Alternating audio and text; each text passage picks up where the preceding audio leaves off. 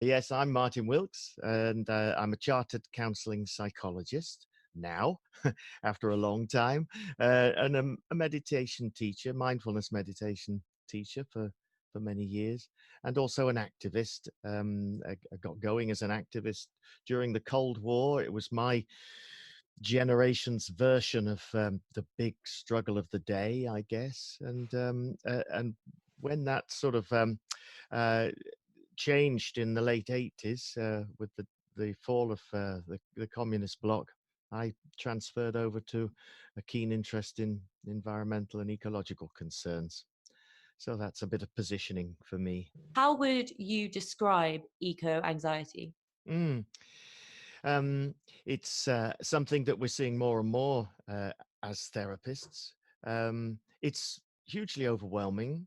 Um, I guess there's something important about saying that it's a very useful human emotion. Um, it's also in its overwhelmingness, it's difficult to make sense of, and I think it probably needs a bit of encouragement to even talk about. So, how would you like describe it exactly? What is the feeling of eco anxiety? Mm. I would suggest it's a gutted feeling, a feeling in the gut of dread, of imminent and uncontrollable catastrophe. Quite depressing. So, would you say that eco anxiety is kind of being pushed out there by people seeing reports and social media and stuff like that? Is that kind of what's causing it?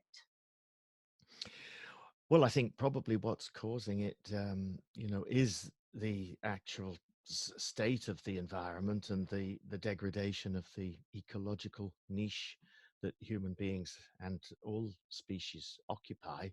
Um, and yes, the reporting of it and the way it's spoken about, depending on how it's spoken about and in what context, and it's going to be the method in which this news is delivered, and this is what's going to cause anxiety, or in many cases, it will cause denial, or an urgent need to distract oneself from the source of the news and go and do something uplifting or occupying.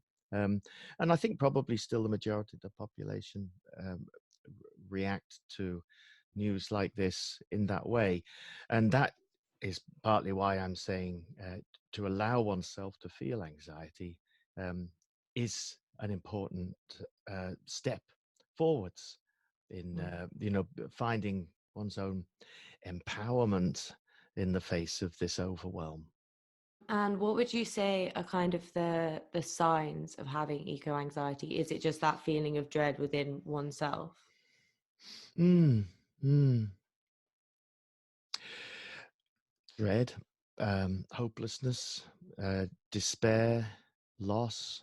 Um, those are different sort of stages of feelings associated with the anxiety.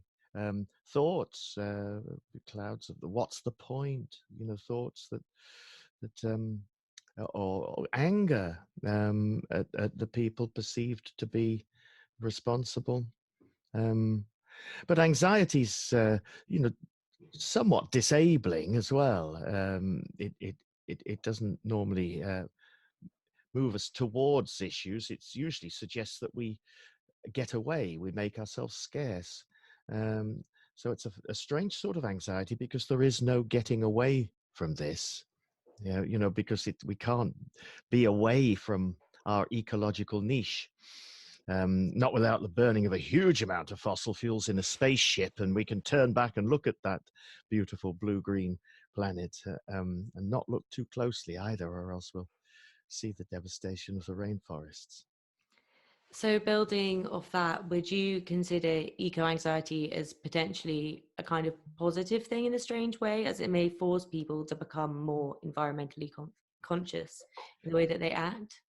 I think that's a good way of putting it, really. Um, but I think there's a stage to go through with the anxiety, and that is actually meeting the despair. And that is something that culturally we're just always, the creed of positive thinking. We're never meant to feel despair, and yet I think it's an important element in the process of, in a way, walking through the anxiety to find the will and for engagement, to engage in whatever action and activity uh, we might choose, will probably require us to have met our despair in the first place. And this idea I first came across during the efforts in the Cold War, um, uh, from a marvelous teacher called Joanna Macy, who's put a whole body of work together since what she used to call the despair and empowerment workshops in the mid 80s, which were to help peace activists who were finding themselves burning out because they couldn't raise attention in the general population to the madness of the arms race. She did these workshops to help them with that. And she's adjusted her work in the direction of the eco crisis, um, in, a, in some work that she calls the Great Turning. And it's still essentially the same, that in order to find our empowerment in this endeavor, uh, we may have to find the courage to meet our despair. There are ideas like this in the spiritual traditions, the dark night of the soul, as they call it, that the kind of the going through um, the dark place, the feeling of helplessness and hopelessness, and coming out the other side with a renewed vitality and vigor. But it does require, in a way, those steps to first feel the anxiety and then turn towards it rather than try to flee it, because there is no fleeing. And then through that meet our despair, and in some way, phoenix-like, come through the despair, and and the flame of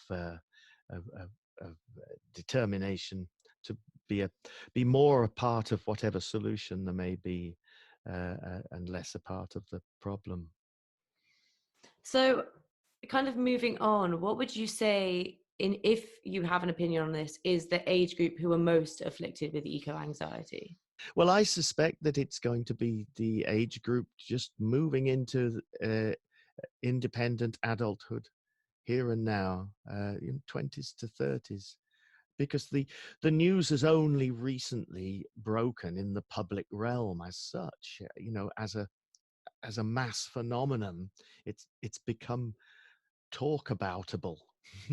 And of course we're in an era of the social media, and the immediacy of news as well, so there's no escaping the talk, and the huge, heavily funded endeavor to sow doubt on the scientific accuracy, that's been going on for 2 or 3 decades, is finally petering out, as it's recognizing that Pandora has jumped out of her box, and her name is Gaia, and there is a possibility that she is waking up and fighting back.